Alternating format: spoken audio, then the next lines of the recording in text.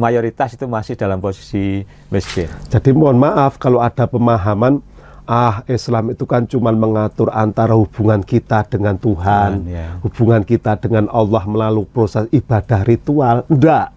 Kira-kira apa sih yang membedakan itu loh? Konsep ekonomi yang berbasis sekuler, konsep ini berbasis materialisme yang nanti akan kembali di hadapan Allah itu kan jiwa kita. Ya ayuhan nafsul mutmainnah itu.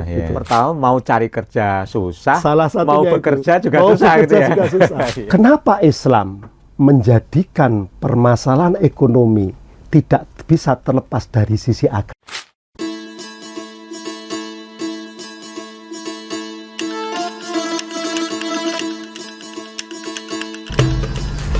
Assalamualaikum warahmatullahi wabarakatuh. Waalaikumsalam warahmatullahi wabarakatuh. Alhamdulillahirrabbilalamin. Allahumma sholli wa sallim wa barik ala Muhammadin wa ala alihi wa ashabi ajma'in.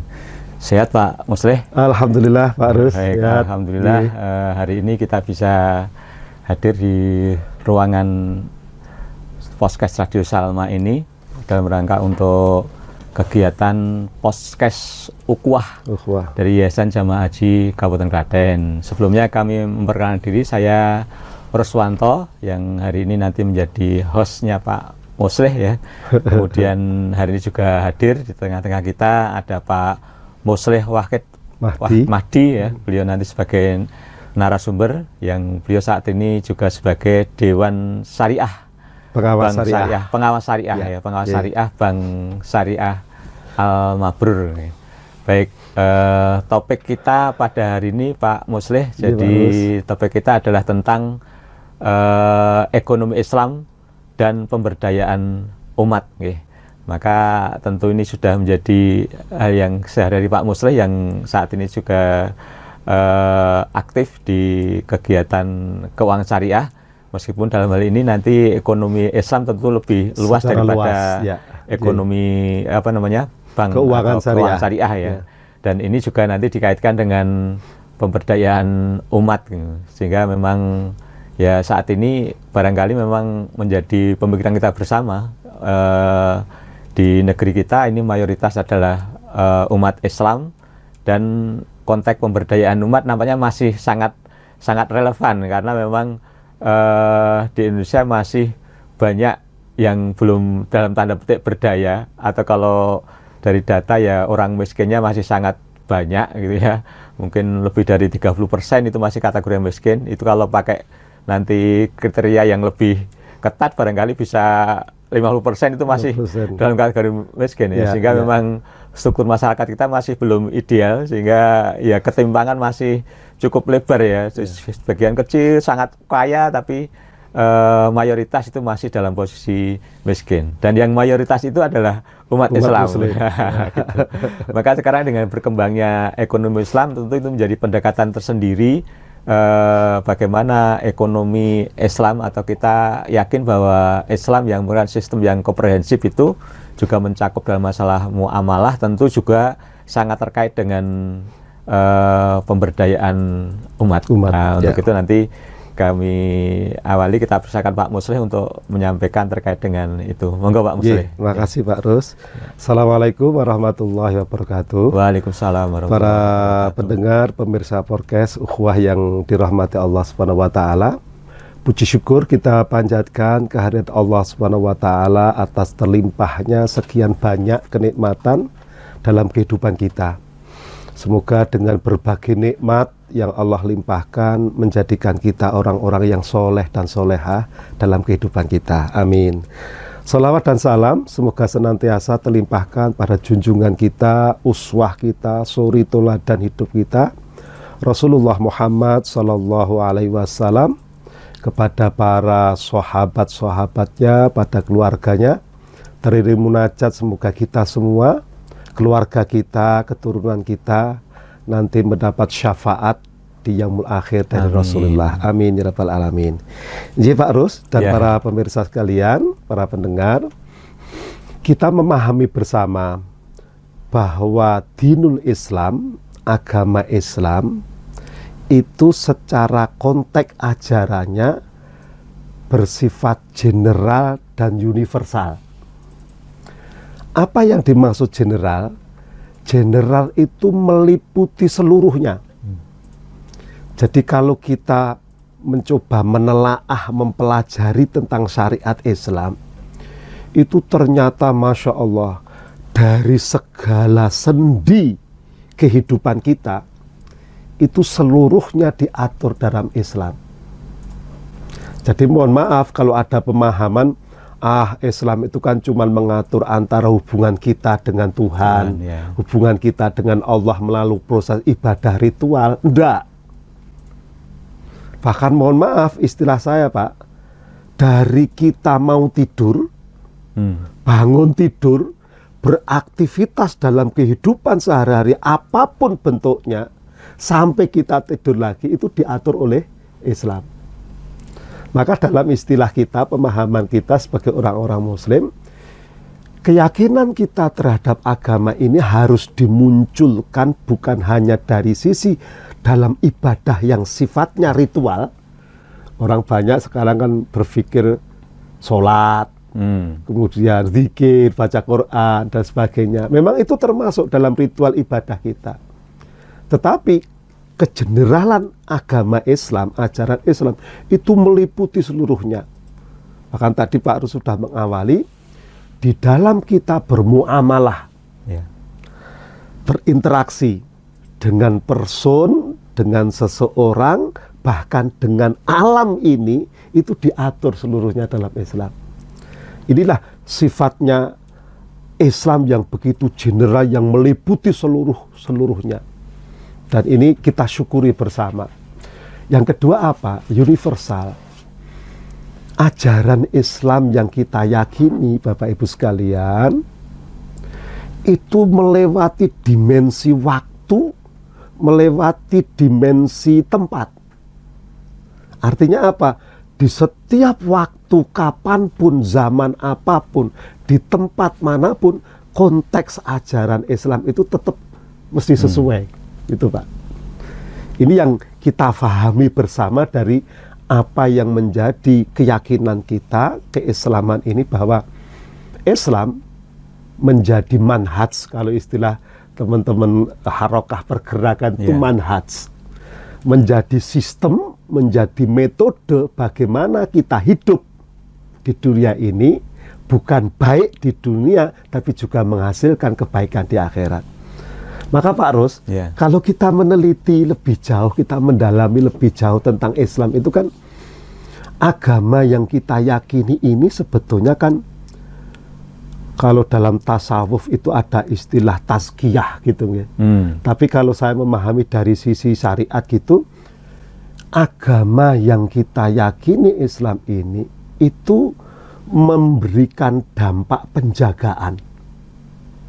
Penjagaan dari apa? Satu, yang namanya hifdzun nafs. Islam ajarannya, maqasidus syar'inya, begitu istilah. Tujuan dari setiap syariat yang muncul itu satu apa? Hifdzun nafs. Islam menjaga kesucian dari jiwa kita. Karena apa? Mohon maaf, dimensi kehidupan kita itu kan dua, Pak Rus. Kita yang bersifat fisik, zahir ini, tapi ada sesuatu yang dibalik fisik, jiwa kita.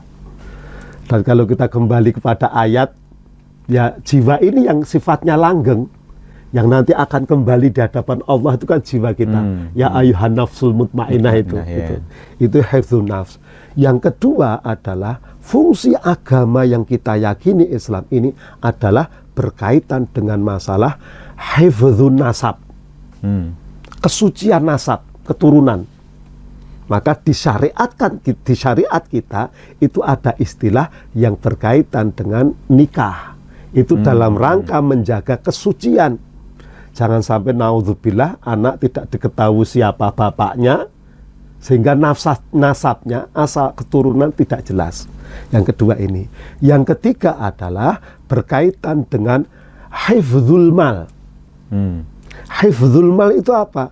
Menjaga kesucian, kebaikan dari harta benda yang Allah berikan kepada kita. Nanti kita akan bahas lebih banyak berkaitan ini. Karena ini mohon maaf, berkaitan sumber ekonomi kan ini sebetulnya. Ya, Hifdzul harta, mal, ya. harta. Dan entah banyak ataupun sedikit, setiap kita dimodali Allah Subhanahu wa taala oleh harta itu. Itu yang berkaitan dengan hifdzul mal. Yang keempat, ini berkaitan dengan hifdzul fikr. Agama kita, dinul Islam, itu menjaga kesucian cara berpikir kita. Mohon maaf, di kehidupan modern ini banyak orang berpikir itu entah berpikir cara sekuler yang membedakan dan memisahkan antara urusan agama dengan urusan duniawi, atau hanya berpikir masalah kapitalisme, mementingkan hanya berkaitan sesuatu yang berkaitan kebendaan dan finansial. Nah, agama Islam yang kita yakini menjaga kita, membuat kita menjadi keseimbangan itu ada. Nah, ini Pak Ros yang kita fahamkan bersama tentang dinul Islam yang kita yakini. Nah, berkaitan dengan ekonomi Islam tadi, manhaj ekonomi manhajnya tadi, ya. Itu sebetulnya berkaitan dengan hifdzul mal. Hifdzul mal, ya. Jadi bagaimana, kan gini Bapak Ibu sekalian, para pemirsa, para pendengar, Allah melimpahkan harta itu satu sisi sebagai sebuah karunia, tetapi pada sisi lain bisa menjadi sebuah fitnah. Mohon maaf, istilah fitnah ini mungkin berbeda dengan istilah bahasa Indonesia. Kalau istilah bahasa Indonesia, di fitnah itu kan diomongkan yang tidak-tidak, yang tidak ada kenyataannya. Tetapi kalau dari sisi lughah bahasa Arab, fitnah itu berarti ujian. Bisa berarti cobaan. Ujian, ya. Cobaan atau ujian gitu. Nah, harta benda yang kita cari, yang kita gunakan pada dimensi lain, itu harus difahami bahwa kepemilikan dari harta itu bukan kita mutlak. Maka mohon maaf, sebagai orang-orang yang beriman, kita memahami bahwa harta yang kita dapatkan dari ikhtiar itu pada hakikat yang terdalam sebagai sebuah amanah. Ini yang harus menjadi konsep dasar seorang muslim dalam berekonomi dulu, yang berhubungannya nanti dengan berkaitan dengan mal. Orang kalau sudah diamanahi, otomatis akan menjaga amanah itu. Fungsi kita sebagai manusia, sebagai khalifah, pada hakikatnya amanah. Kedudukan harta yang Allah limpahkan, yang telah kita ikhtiarkan, diamanahkan kepada kita, itu agar dapat diproduktivitaskan, didaya gunakan, bukan hanya dalam kepentingan duniawi belaka, tapi juga dalam kepentingan akhirat. Ini yang harus kita pahami bersama selaku kita orang-orang muslim, orang-orang yang meyakini agama itu sebagai sebuah tadi ajaran, sebagai sebuah metode yang membimbing kita untuk hidup lebih baik, bukan hanya baik di dunia tetapi juga baik di akhirat. Gitu Pak Anu, sebagai pembukaan kita memahami berkaitan dengan mal dulu, karena nanti ini akan berbicara lebih banyak berkaitan dengan mal. Begitu, Baik, Pak. tadi Pak Moses sudah menyinggung tadi, ya. Ya. Artinya dalam ini ada manhaj ekonomi, Ya. terutama tadi pemahaman tentang harta tadi juga terkait dengan manhaj ekonomi. Tadi Pak Musleh menyampaikan ada orang yang cenderungnya sekuler, ya. Memisahkan agama dengan betul. sehingga ekonomi dengan agama itu suatu hal yang terpisah, gitu, ya. Gitu. Atau bahkan tadi ada yang kapitalisme atau materialisme. Jadi kalau materialisme, kalau itu memang tidak mengakui agama, gitu, ya. Betul. Semua itu serba material. Jadi cenderungnya ateis kalau itu, ya. Kalau materialisme itu kecenderungan adalah ateis. Nah, ini sekarang kan memang berkembang ideologi atau sistem atau manhaj ekonomi seperti itu, berbasis dari sekulerisme, berbasis dari ateisme.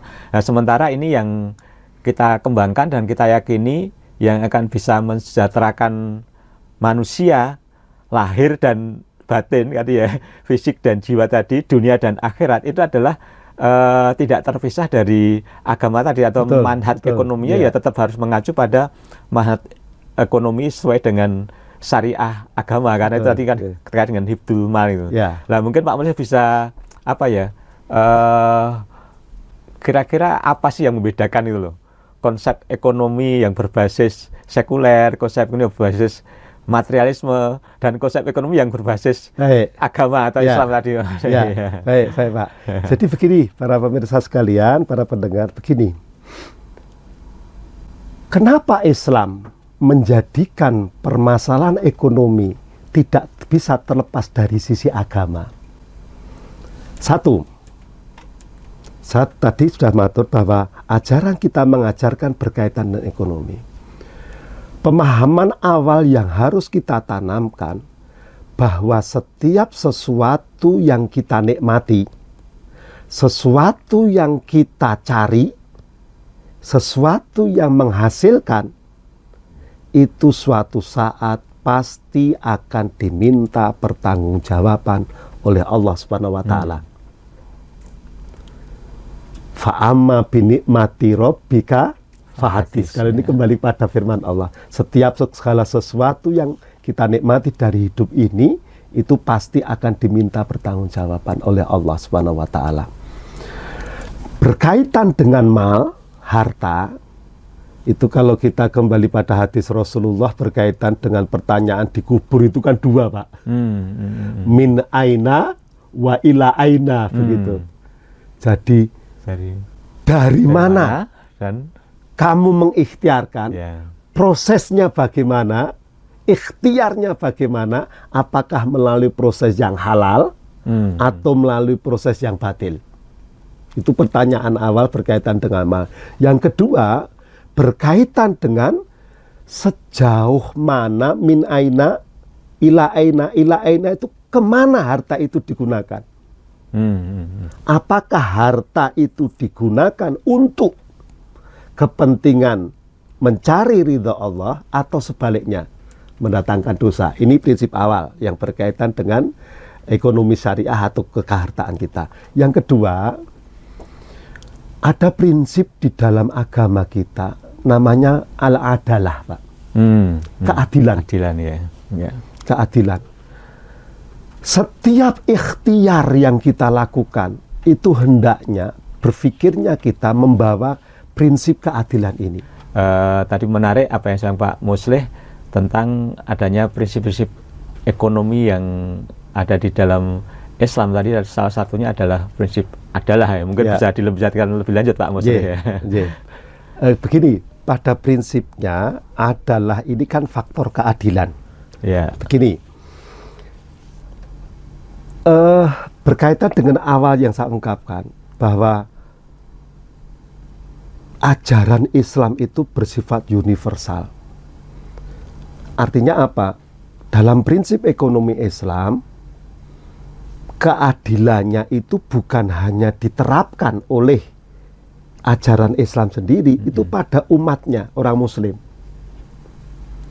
Tetapi prinsip-prinsip ajaran Islam ini juga bersifat universal untuk orang non-Muslim. Jadi misalnya tidak hanya untuk sama Muslim, tapi juga untuk di luar. Kalau ini juga, kembali ya, salah juga, satu perkataan Sayyidina Ali itu kan begini. Dalam prinsip bermuamalah, urusan mereka, kewajiban mereka, orang-orang kafir, orang-orang non-Muslim gitu, itu adalah kewajiban kita. Hak mereka itu juga menjadi hak kita. Saya contohkan secara mudah begini, Pak Rus, dalam muadalah ini. Kewajiban orang yang berhutang itu mengembalikan. Itu kepada siapapun wajib. Meskipun kita berhutang pada orang saudara kita sesama Muslim ataupun non-Muslim, orang kafir, itu wajib. Jangan sampai, mohon maaf, ada pemahaman Allah iki ngono wong kafir. Rasanya ora apa-apa. Enggak bisa. Itu prinsip yang menyalahi ajaran kita. Karena ngapunten, mohon maaf, di sisi adalah ini yang nampaknya nanti kalau ditarik secara lebar berkaitan dengan muamalah, sisi perdagangan, tijaroh begitu, Rasulullah sendiri itu bertijarah, bertransaksi jual beli dengan orang-orang Yahudi. Tidak ada pembatas kalau sudah pada prinsip ini. Yang membatasi kita itu kan, mohon maaf, satu, berkaitan dengan masalah akidah. Yang kedua, berkaitan dengan masalah ibadah. Kalau sudah pada prinsip ini, mohon maaf, istilah kita tidak ada toleransi. Tetapi kalau sudah pada sisi muamalah, interaksi satu person, seorang muslim dengan yang lain, baik yang berbeda agama, bangsa dan sebagainya, itu tidak ada sekat. Disitulah muadalah yang pertama yang dapat kita pahami dari sisi ekonomi Islam. Dan itu banyak sekali dari sisi transaksi. Maka mohon maaf kalau ini dari sisi muamalah lagi, seperti kita Pak Rus di bidang amal kita rumah sakit itu kan tidak mungkin datang kita tanya agama jenengan opo gitu. Sudah selama dia memeriksa, dia kondisi sakit, perlu penanganan, baru kita tangani. Jadi kita di dalam permasalahan muamalah ini, khususnya di dalam ekonomi, juga tidak membedakan berkaitan masalah keyakinan. Itu yang pertama, berkaitan dengan aspek muamalah, aspek muadalah yang berhubungan dengan keadilan. Yang kedua, aspek muadalah ini memang ada perbedaan tersendiri di antara kaum muslimin. Karena apa? Prinsip dalam kehidupan kita, dalam agama kita, bahwa kita di antara kita kaum muslimin itu diikat. Diikat oleh sebuah persaudaraan, al-ukhwah fiddin. Itu sudah menjadi pemahaman bersama. Artinya apa? Muadalah, sisi dari berkaitan dengan ukhwah. Nah itu nanti ikatannya, kalau ini dalam sisi transaksi, kembalinya pada nilai agama. Kalau tadi kalau bersifat dengan masyarakat umum, itu mungkin lebih berkaitan dengan transaksi antar person-person. Tetapi kalau sudah pada nilai agama, nilai persaudaraan, transaksinya harus melalui proses nilai agama. Ini yang membedakan muadalahnya dengan berkaitan dengan sistem dari ekonomi yang tidak syar'i. Itu yang kedua. Yang ketiga, dan mohon maaf, persaudaraan ini juga menyeluruh. Kalau tadi ada persaudaraan berkaitan dengan keislaman, diikat melalui akad, melalui perjanjian, di situ tertuang dengan nilai-nilai agama. Tetapi kalau bersifat persaudaraan yang menyeluruh, yang tidak bersekat agama tadi, memang itu berbeda. Agak ada perbedaan gitu loh. Tetapi disitulah letak muadalahnya. Bahasa saya, keadilan itu juga tidak harus sama proporsinya. Tetapi keadilan itu adalah menempatkan sesuatu sesuai dengan porsinya. Nah, agama kita menempatkan seperti itu, berkaitan dengan muadalah, berkaitan itu. Ada lagi yang berkaitan dengan proses keadilan dalam pendistribusian pendapatan. Ya, nah itu ini akan terkait dengan ini yang terkait dengan berkaitan dengan pemberdayaan umat. Artinya apa? Keadilan dalam distribusi pendapatan ini, kalau memang, mohon maaf ya, istilah saya, orang bekerja itu kan ada hasil yang dimunculkan dari pekerjaannya. Tetapi yang menjadi permasalahannya adalah kesempatan untuk bekerja itu belum dapat diperoleh secara merata. Ini yang menjadi permasalahan, bukan hanya kita di Indonesia, tetapi kepada keseluruhan. Karena apa? Yang muncul dalam ekonomi kapital, istilah saya, ekonomi yang sekarang berjalan itu, ya pemeran modal besar itu yang menjadi menguasai dari sisi sendi-sendi perekonomian. Nah, disinilah nampaknya kita melihat apa muncul berkaitan dengan keadilan pendistribusian pendapatan itu menjadi masalah tersendiri. Tetapi Kalau kita kembali pada sisi ekonomi Islam, hal itu tidak diperbolehkan. Nah, nanti kita masuk pada sisi berkaitan dengan masalah keuangan, keuangan syariat. Kalau tadi Pak, untuk keadilan distribusi tadi itu loh, itu kalau di dalam konsep Islam, kan di dalam Islam juga ada itu orang yang sangat kaya, betul. Tapi kemudian ada konsep-konsep agar kekayaan itu bisa terdistribusi itu loh. Betul. Iya kan, itu kan. Ya. Maka ini kan sebetulnya, mohon maaf, yang kita lihat di dalam kehidupan masyarakat kita, itu kan sesuatu yang sangat sekali dilarang oleh agama kita, bahkan diharamkan. Itu terjadi pemusatan atau monopoli ekonomi. Ini yang nampaknya yang terjadi di negara kita ini. Sehingga tadi Pak Arus mengatakan, ya sudah, yang punya modal besar tumbuh besar, yang tidak punya modal gremet. Nah, ini mohon maaf, perlu pemahaman kita terhadap Al-Quran, terhadap hadis, terhadap ijtihad para ulama berkaitan dengan masalah ekonomi syariah. Sehingga apa? Ada pembatasan, ada kendali. Bukan hanya pemilik modal yang mampu melakukan ekspansi dalam sisi perdagangan, tetapi apa? Mampu menumbuhkan, istilah kita mungkin apa yang biasa kita gunakan itu kan mikro gitu ya. Pengusaha-pengusaha kecil ini mampu bersaing begitu. Ini keseluruhannya berkaitan dengan pemerataan ini apa? Pada tujuan pertama adalah satu, menghapuskan monopoli. Lah, kecuali mohon maaf, di Undang-Undang Dasar kita memang sudah diatur yang berkaitan dengan hajat hidup orang banyak itu dikuasai negara. Iya, harusnya gitu. Sebetulnya secara aturan konstitusinya ada. Sudah sangat bagus sebenarnya. Sudah bagus. Penerapannya yang dan itu sesuai dengan konsep Islam. Tapi ngapunten, kembali lagi pada sisi regulasinya. Kita yang belum sempurna, atau mungkin regulasinya sudah ada, tetapi pemainnya belum mampu melaksanakan regulasi ini. Yang kedua apa? Dari sisi berkaitan dengan keadilan distribusi, yaitu menjamin hak dan kesempatan kepada seluruh pihak masyarakat ini dari sisi ekonomi produktifnya. Ya, kita paham bersamalah bagaimana saya secara pribadi mengalami Pak. Jadi sulitnya berkembang karena faktor permodalan.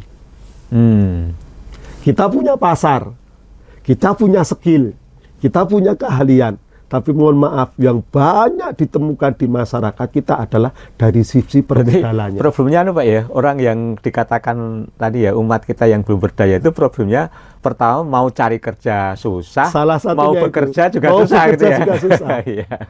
Ya, mohon maaf. Beberapa hari ini kan kita dari yayasan. Kalau itu sistem berarti itu bisa disebut kemiskinan struktural loh Pak. Kemiskinan struktural yang terjadi Pak. Jadi ini yang perlu kita koreksi bersama. Pentingnya kita kembali kepada syariat. Jadi menjamin hak dan kesempatan pada setiap orang untuk berdaya, berproduksi. Nah, nampaknya ini yang masih menjadi permasalahan yang besar bagi masyarakat kita di Indonesia. Nah, mungkin lembaga keuangan syariah itu solusinya seperti itu Pak. Solusinya salah satunya seperti itu. Nah, ini kalau kembali pada sisi keuangan syariah, sebetulnya munculnya keuangan syariah bukan hanya berkaitan, mohon maaf berkaitan dengan permasalahan kehalalan dan keharaman, gitu, berkaitan dengan riba. Tidak hanya itu. Tidak hanya itu sebetulnya. Tidak hanya itu. Tetapi apa? Pada sisi lain, mohon maaf, lembaga keuangan itu lebih senang memberikan kredit yang besar kepada person atau kepada lembaga. Karena secara hitung-hitungannya jelas. Tetapi akan menjadi keengganan bahasa saya, memberikan pembiayaan sebagai permodalan kepada orang, kepada umat yang mohon maaf, yang nilainya mungkin tidak begitu banyak. Itu yang kami lihat ada sebagian dari lembaga keuangan yang seperti itu. Yeah. Itu sehingga nyun ngapunten ini nanti kembalinya pada kasus realita yang terjadi sekarang begitu. Jadi ini yang menjadi problem dari keumatan kita, apa? Belum adanya kebebasan atau keadilan yang diterima oleh person, umat, berkaitan dengan hak untuk bisa berdaya dalam kehidupan ini. Khususnya dalam mungkin memang kalau itu ekonomi. dilekatkan pada institusi bisnis, mungkin memang agak susah ya. Ya. Karena biasanya kan berpikirnya kan efisien yang menguntungkan ya, gitu ya. betul. Padahal itu kan butuh kepedulian. Kepedulian. Maka kalau sudah karena kepedulian, nampaknya institusi keuangannya tidak cukup hanya lembaga keuangan bisnis, tapi ya lembaga keuangan sosial. Kalau dalam Islam namanya itu Baitul Mal, Pak. Baitul Mal. Ya. Maka yang kita syukuri, Iya. yang kita syukuri, Pak, apa? Di Indonesia ini justru yang berkembang dengan pesat munculnya Baitul Mal wa Tanwil, Nah, BMT ya. itu. Jadi dua sisi itu ya. Itu justru dalam pemahaman saya justru banyak mereka mengakar ke masyarakat. Banyak mereka mengakar ke masyarakat. Dan kekuatan mudanya mungkin kalau dibandingkan dengan, mohon maaf, bank negara jauh. Jauh maksudnya. Tetapi dari, nah ini kembali yang prinsip yang kedua, Pak. Yeah. Dari sisi ekonomi. Ya, apa sisi itu? maslahah, Pak. Maslahah ya. Sisi Kemanfaatan kebaikan ya. yang muncul, kemanfaatannya. Jadi dalam prinsip ekonomi Islam, seluruh kegiatan, seluruh aktivitas apapun harus berpegang pada prinsip maslahah ini. Jadi apapun bentuknya, apapun produktivitasnya, sisi berpegang pada sisi maslahah itu menjadi sebuah prioritas utama.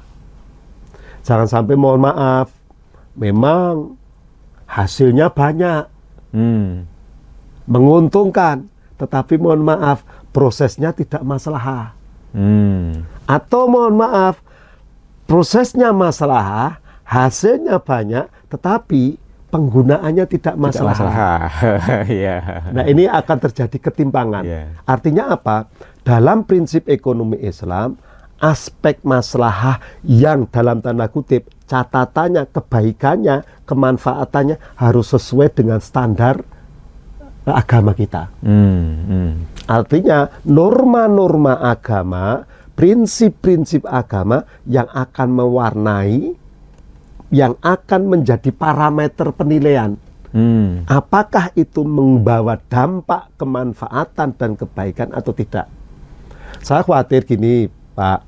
Jadi masyarakat kita itu kan, kalau kita kembali pada feedback pada pemilihan kemarin ya, itu kan ya nanti itu juga ada pemilihan juga, kita bupati dan sebagainya, gubernur, itu kadang kan berprinsip yang banyak yang menang.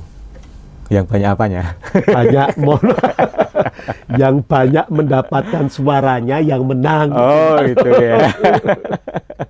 Yang banyak mendapatkan suaranya yang menang. Iya. Kita kadang merenung, nggak tahu bagaimana mendapatkan suara yang itu. banyak itu ya. Apakah itu dengan metode yang baik atau tidak? Loh, apa ini berhubungan dengan ekonomi syariah? Iya, gitu loh. Saya memahami prosesnya, iya, berhubungan sekali. Karena apa? Kebaikan itu akan muncul manakala proses yang dilakukan itu juga baik. Saya kira tadi prinsip yang dua tadi itu ya, adalah dan maslahah tadi itu kalau kemudian itu menjadi roh di dalam sebuah kegiatan ekonomi, maka itu secara inheren sebenarnya sudah masuk meliputi pemberdayaan, Pak. Karena tidak mau kalau menerapkan prinsip adalah, maka kemudian akan secara inheren akan berpihak pada orang-orang yang terpinggirkan secara ekonomi. Prinsip maslahah juga begitu, sehingga orang mengumpulkan harta banyak, tadi kan penggunaannya untuk maslahah juga. Maslahah nanti kan termasuk untuk kemaslahatan tidak hanya dirinya, tapi juga untuk orang banyak, terutama orang-orang yang tadi terpinggirkan secara ekonomi. Nah, mungkin ini sekarang kita masuk ke ini, Pak Muslih. Ini kan Pak Muslih kan sekarang giat di lembaga keuangan syariah. Oke. Nah, tadi sudah disinggung bahwa lembaga keuangan syariah itu tidak semata-mata sebenarnya hanya konsep masalah riba dan tidak riba, tetapi tadi bagaimana menerapkan prinsip-prinsip ekonomi Islam tadi ya, yang adalah dan maslahah itu juga harus menjadi pertama lembaga keuangan syariah. Ini gimana di sisi keuangan syariah gimana nih Pak? Gini. Ya Pak Ros, terima kasih. Kalau kita menilik pada fatwa-fatwa yang dimunculkan oleh DSN, kemudian dari sistem bagaimana lembaga keuangan syariah itu berjalan, sebetulnya prinsip adalah ini nampak dan tercermin di dalam transaksi-transaksinya. Transaksi keuangan syariah itu ya? Katakannya itu mencerminkan adalah itu ya? Saya contohkan begini, kan gini Pak Ros, di dalam lembaga keuangan, dimanapun itu kan sebetulnya ada dua aktivitas. Satu, aktivitas masuk, dua, aktivitas keluar. Aktivitas masuk itu apa? Biasanya bisa berwujud tabungan, bisa berwujud deposito, atau apalah bentuknya, begitu. Nah, aktivitas keluar itu biasanya berkaitan dengan masalah yang berhubungan bagaimana keuangan di lembaga itu diproduktifkan untuk masyarakat. Kita mencoba melihat ke dalam dulu berkaitan dengan aktivitas masuk. Di dalam sistem keuangan syariah, kalau kita mendengarkan istilahnya, banyak dulu berkembang istilah kata bunga, istilah kata jasa dan sebagainya. Tetapi dalam prinsip tabungan di dalam keuangan syariah, itu bukan seperti itu. Maka muncul dua sistem.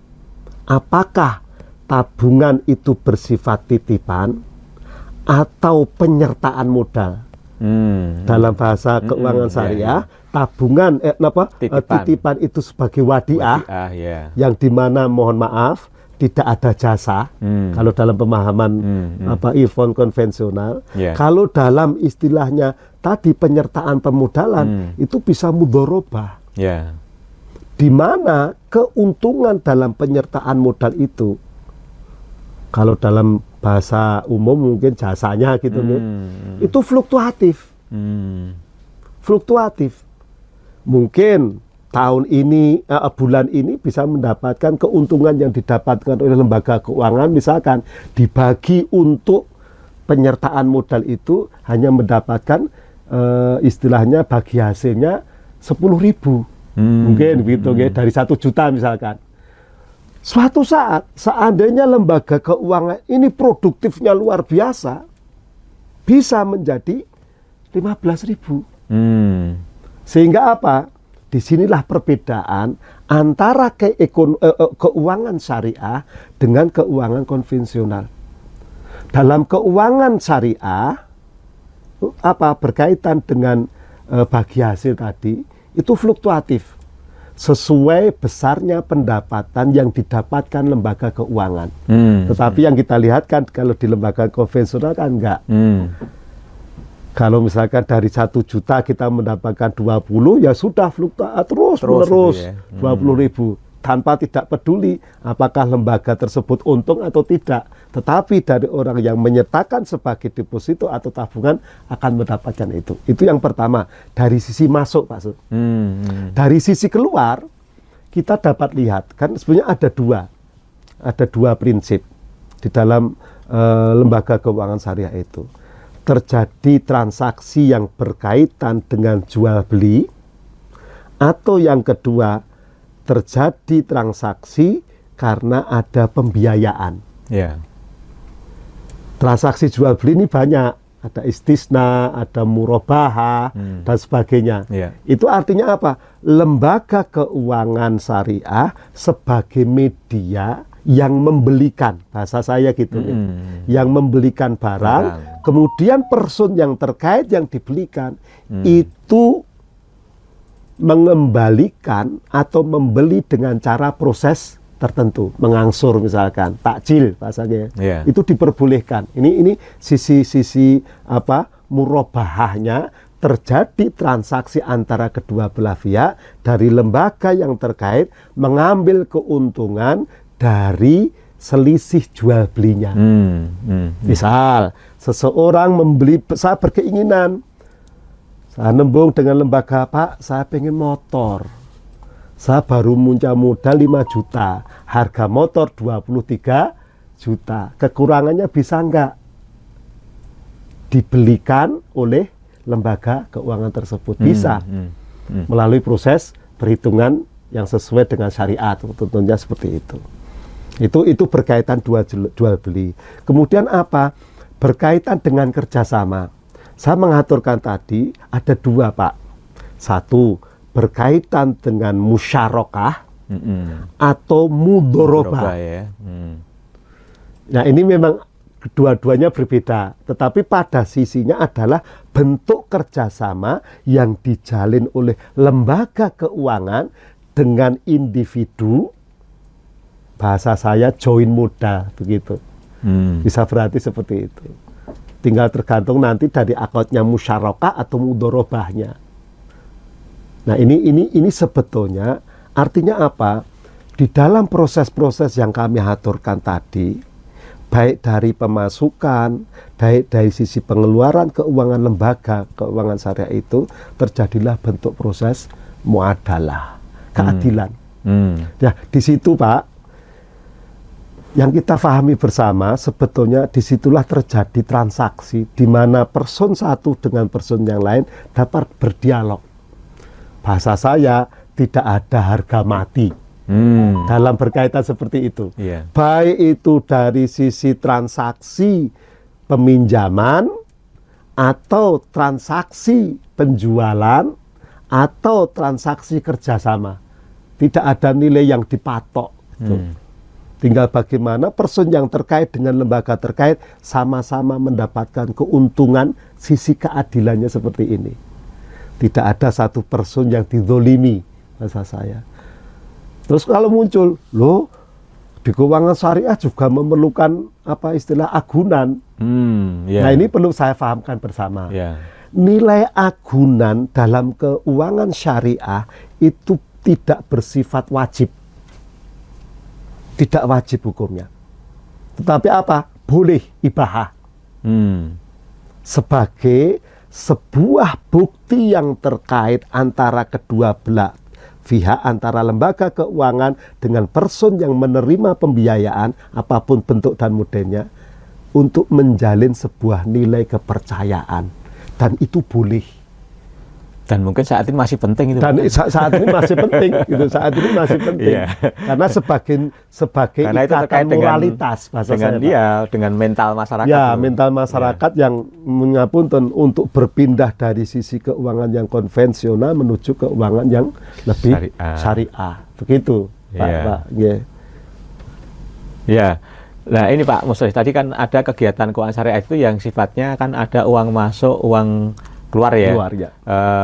Yang itu tadi yang maksudnya kita kaitkan dengan pemberdayaan umat tadi, maka ini kan sebenarnya mengandung sisi manfaat ya, sehingga harta orang-orang yang punya kelebihan itu tidak diam, tidak terus tidak bermanfaat. Ketika ditaruh di lembaga keuangan, maka itu kemudian ada nilai manfaatnya. Ada nilai manfaat ketika disalurkan. Apalagi salurkan tadi ada keberpihakan tadi untuk membiayai orang-orang yang baik, yang mikro, begitu. Yang kita ke pengusaha-pengusaha yang ngapunten butuh permodalan. Dan kalau lembaga kayak BSF kan memang levelnya masih itu ya, mikro, kecil, menengah lah, belum ada pengusaha besar, belum ada. Ya, maka yang harus kita pahami, Bapak Ibu sekalian, para pemirsa, para pendengar, bahwa sebetulnya kalau kita merenung lebih jauh, manakala Bapak Ibu ada kelebihan harta finansial yang berkaitan masalah keuangan, kemudian kita meletakkan, bahasa saya, meletakkan entah dengan proses menabung, entah dengan proses